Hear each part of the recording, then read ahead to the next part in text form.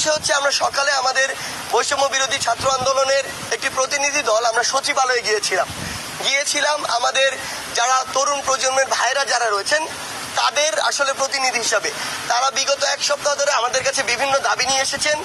এর মধ্যে প্রধান তিনটি দাবি নিয়ে আমরা সচিবালয়ে গিয়েছিলাম ঊর্ধ্বতন কর্তৃপক্ষের সাথে কথা বলতে। আমরা তিনটি বিষয় নিয়ে কথা বলেছি। প্রথম বিষয়টি হচ্ছে 43তম বিসিএস এর যে রেজাল্ট হয়েছে আসলে এটির কবে থেকে তারা গ্যাজেটেড হবে এই বিষয়টি তারা জানতে চাচ্ছে কারণ তাদের রেজাল্ট হওয়ার প্রায় 6 মাস থেকে 8 মাস সময় হয়ে গিয়েছে।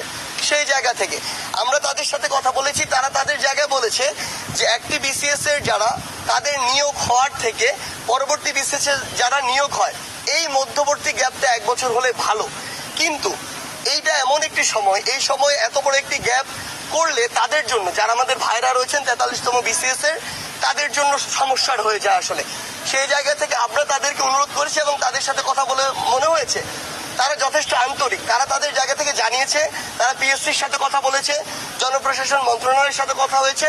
সামগ্রিকভাবে আমরা প্রত্যাশা করছি অতি দ্রুত সময়ের মধ্যে হতে পারে যে তাদের যে গ্যাজেটেড হওয়ার যে বিষয়টি এটি সম্ভবত আমরা এই মাসের মধ্যে বা সেপ্টেম্বরের প্রথম সপ্তাহের মধ্যে আমরা আশা করছি পাবো।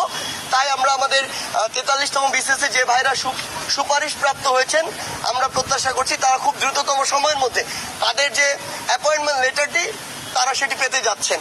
এটি এক। দ্বিতীয় যে বিষয়